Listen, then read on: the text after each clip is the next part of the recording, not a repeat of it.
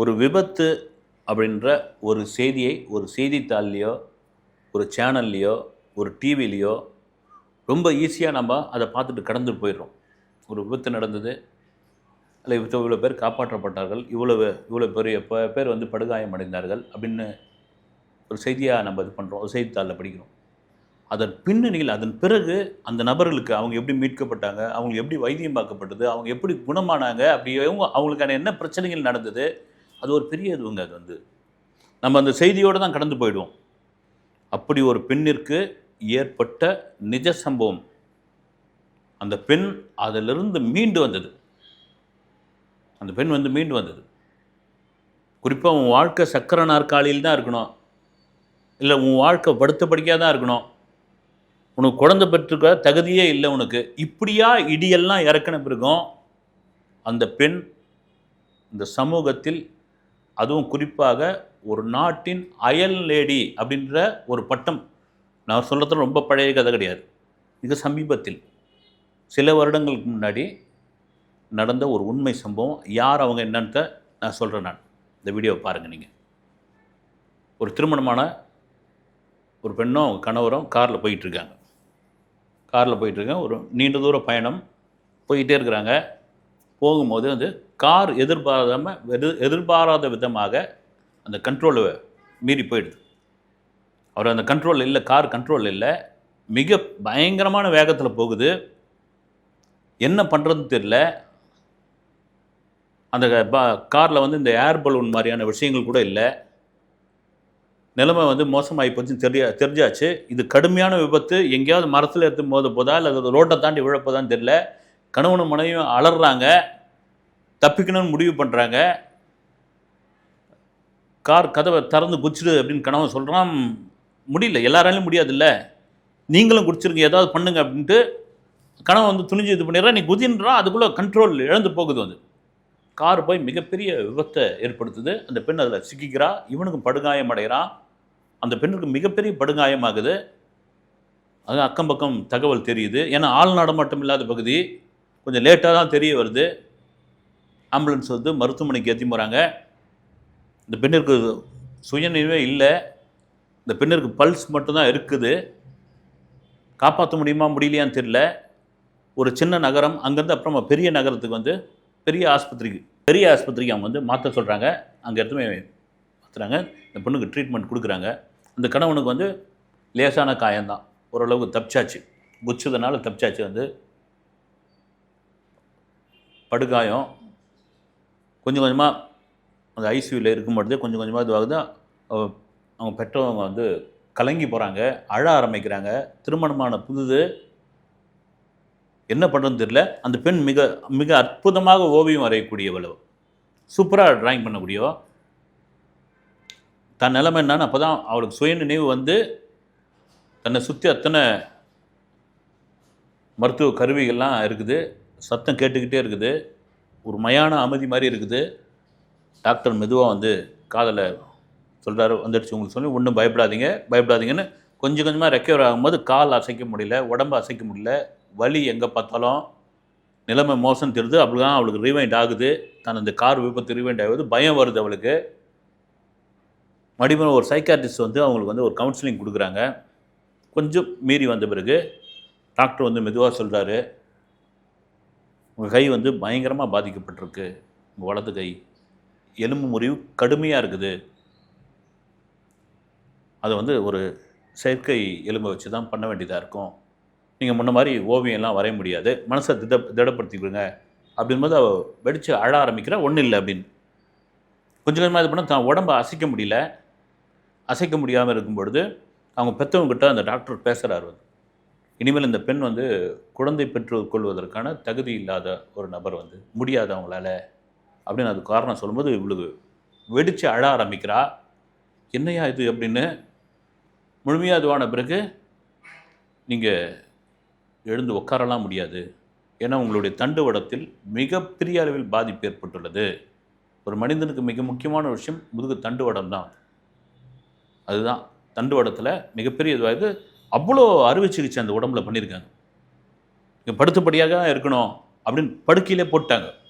எவ்வளோ பெரிய வேதனையாக இருக்கும் பாருங்க. வந்து ஒரு பெண் ஓடிக்கிட்டு இருந்தா, ஆடிக்கிட்டு இருந்தா, பாடிக்கிட்டு இருந்தா, ஒரு திருமணத்தை வந்து அவ்வளோ சந்தோஷமாக அனுபவிச்சிருந்தா, ஒரு கார் விபத்து, அந்த விபத்தில் வந்து இவ்வளோ காயங்கள், இவ்வளோ இதுவாக மீண்டு வந்து கடைசியில் வந்து நீங்கள் படுத்துக்கிட்டு தாங்க இருக்கணும், உங்களால் ஒன்றும் முடியாதுங்க, அவ்வளோதான், நீங்கள் படுத்தபடிக்கே இருங்க, ஆண்டவன் விட்டது வேறு வழி கிடையாது அப்படின்னு.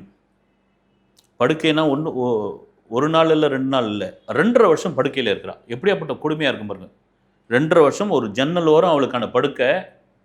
அவங்க அம்மா எல்லா உதவிகளும் பண்ணுறாங்க. அங்கேயே தான் இயற்கை உபாதையெல்லாம் பண்ணி ஆகணும். ஒன்றுமே நகரவே முடியாது. பறவைங்களோட சத்தம் கேட்குது, மனிதர்களுடைய சத்தம் கேட்குது. எப்படி இருக்கும் அது? வேலைக்கு போகிறாங்க, ஸ்கூலுக்கு போகிறாங்க, மகிழ்ச்சியான குரல் கேட்குது, வெளியே இன்னும் நடந்துகிட்டு இருக்கு. உள்ளுக்குள்ளே தன்னுடைய தாயின் தகப்பனை வந்து மௌனமாக இருக்கிறாங்க, அழறாங்க.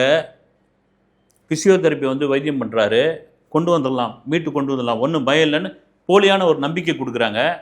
மாற்று வைத்தியம் என்னென்னலாம் இருக்கும் வெவ்வேறு முறையில், அந்த வைத்தியத்துலாம் அந்த வைத்தியம் சம்மந்தப்பட்டவர்களாம் வந்து பார்க்குறாங்க, ஆளாளுக்கு பேசுகிறாங்க, அவங்கவுங்க ஒரு காசை வாங்கிட்டு போகிறாங்க. இவளுக்கு ஒரு பெரிய நம்பிக்கையே இல்லை. வந்து அவளுக்கு தெரிஞ்சு போச்சு, நம்முடைய வாழ்க்கை இப்படி தான் இருக்க போகுது அப்படின்னு. இதுக்கிடையில் ஒரு ஒரு ஒரு அதிர்ச்சியான ஒரு தகவல் என்னென்னா, தன்னுடைய கணவனிடமிருந்து ஒரு விவாகரத்து நோட்டீஸ் ஒன்று வருது. விவாகரத்து நோட்டீஸ் வருது. ரைட், ஓகே, ஒன்றும் பண்ண முடியாத நம்மளை வச்சு என்ன பண்ண போகிறான், ஒன்றும் இல்லை, ரைட்டு, கேட்குறது நியாயம்தான். அதில் கையெழுத்து போட்டு கொடுத்துட்றான். கொடுத்து சில மாதங்களில் அவனுக்கான 2வது திருமணத்துக்கான பத்திரிகை அனுப்பிச்சி வைக்கிறான். அவன் எவ்வளோ பெரிய கல்லஞ்சக்காரனாக இருப்பான் பாருங்க. பத்திரிகை அனுப்பிச்சி வைக்கிறான். பத்திரிகையை பார்த்துட்டு அழ ஆரம்பிக்கிறா. அவள் எல்லா கணவரும் அப்படி அழ முடியாது, அழ ஆரம்பிக்கிறா. சரி, இவ்வளோ தான் வாழ்க்கை அப்படின்ற அளவுக்கு 2.5 வருஷம் அப்படின்ட்டு எவ்வளோ பெரிய நாட்கள் பாருங்கள். வந்து பெண்ணு படுக்கையிலே இருக்கிறா. அவளுடைய மனநிலை எப்படி இருக்கும்? இடையில் அவருக்கு வந்து சைக்காலஜிக்கல் ட்ரீட்மெண்ட் கொடுக்கப்படுது. அதுக்கப்புறம் அவளுக்கு வந்து ஒரு ஃபோர்ஸ் ஒன்று வருது. வந்து இதுதாங்க நம்மளை மீறி சக்தின்னுவாங்களே, அது மன வலிமை தான். வந்து என்ன அதிகபட்சமாக என்ன உயிர் தானே, அதுலேருந்து தான் மீண்டு வந்துட்டோம் இல்லை, என்ன ஆகிட போகுது பார்த்துடலாம் ஒரு கை அப்படின்னு சொல்லி அவள் மெல்ல எழுந்து உட்கார ஆரம்பிக்கிறான். கையெல்லாம் காலெல்லாம் அசைக்கிறா. வலி இருக்கட்டும், அதிகபட்சமாக என்ன ஆகிடும் பார்த்துடலாம் ஒரு கைன்னு அவள் எழுந்து தன் கண்ணாடியில் வந்து தன் முகத்தை பார்க்குறா, சிரிக்கிறா, சில சமயம் அழறா. இதுக்கப்புறம் அழக்கூடாதுன்னு ஒரு முடிவுக்கு வரும். அழுதுறதுனால என்ன இருக்குது? ஒன்றுமே கிடையாது. அழறதுனால வலி போயிட போதா? அழறதுனால யாராவது வந்து நமக்கு வந்து ஆறுதல் தான் சொல்லுவாங்க, அந்த வலியை வாங்கிக்க போகிறாங்களா? அழறதுனால ஒரு தீர்வும் கிடையாது.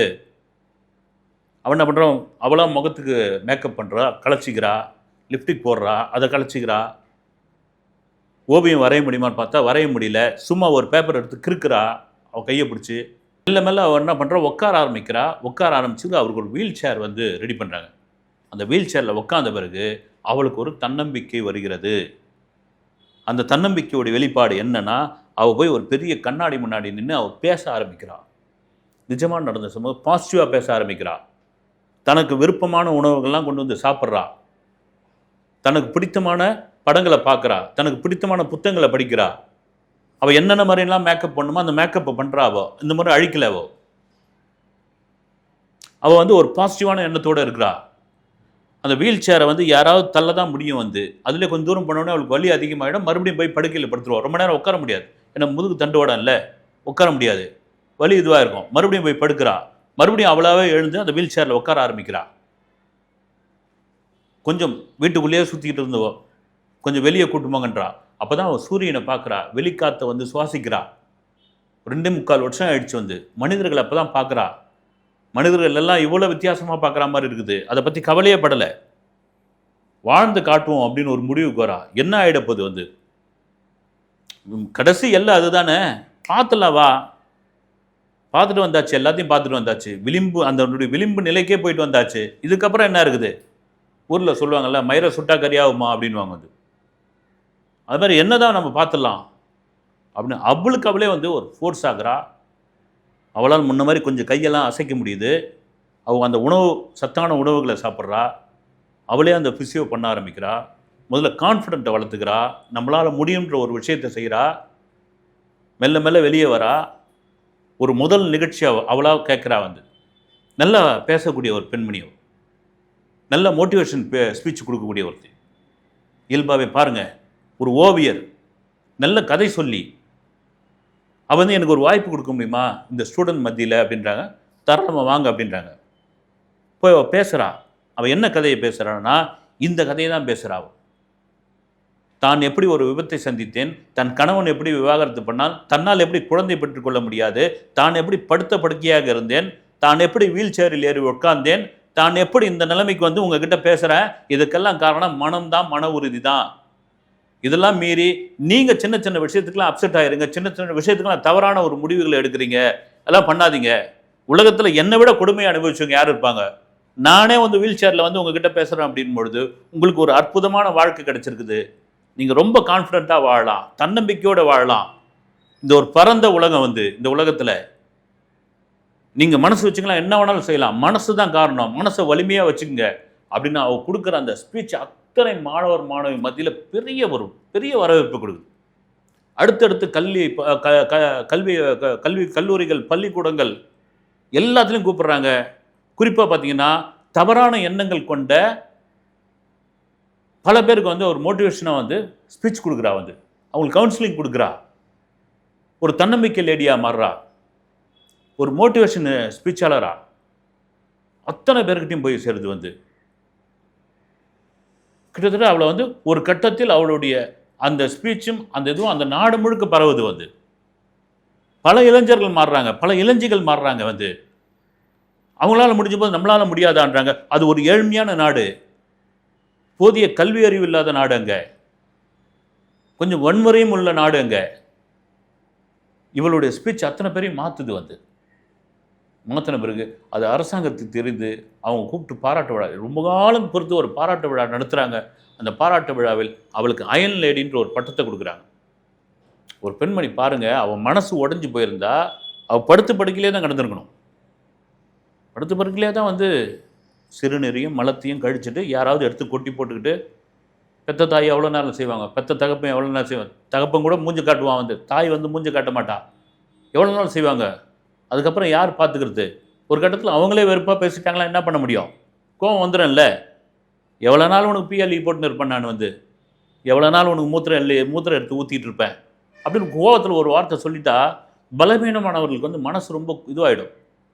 ஆனால் அதுலேருந்து ஒருத்தர் மீண்டு வந்திருக்கிறா அப்படின்னா அதுதான் உண்மையிலே அயன் லேடி. அதுதான் அப்படியாப்பட்ட ஒரு நபருடைய கதை தான் இது. இது நடந்தது பாகிஸ்தானில். அந்த பெண்ணுடைய பேர் வந்து முனிபா பசோரி பலோச். முனிபா பசோரி பலோச். பலோச்ன்ற பேர் இந்த இது கேள்விப்பட்டிருப்பீங்க, துரேந்தர் படத்தில் வரும் இல்லைங்களா, பலோச் அப்படின்னு. அந்த ஒரு பெண்மணி தான். இன்றைக்கி நீங்கள் அந்த புகைப்படங்கள்லாம் போய் பார்த்தீங்கன்னா தெரியும், சக்கர நாற்காலியில் தான் உட்காந்துட்டு இருப்பாங்க. இன்றைக்கும் அவங்களுடைய தன்னம்பிக்கை பேச்சை பல இடங்களில் கொடுத்துட்டு இருக்காங்க. எதுக்கு சொல்ல வரேன்னா, நம்ம வாழ்க்கை வந்து ஒரு குறுகலான வாழ்க்கைங்க. கொஞ்ச நாள் தான் வாழ போகிறோம். இதில் பொறாமை, போட்டி, அடுத்தவனை வந்து காலி பண்ணுறது, அடுத்தவனுக்கு உதவி பண்ணாதது, இதில் என்ன இருக்குது, வந்து என்னத்தை கொண்டு போயிடும். இருக்கிறவருக்கு சந்தோஷமாக வாழ்வோம், இருக்கிறவருக்கு அடுத்தவனுக்கு உபயோகரமாக இருப்போம், ஒரு மோட்டிவேஷனோடு வாழ்வோம். அடுத்த கட்டம் என்னான்னு வந்து நாளைக்கு என்னன்னு தெரியாதில்ல, தெரிஞ்ச வரைக்கும் தன்னம்பிக்கையாக வாழ்வோம்.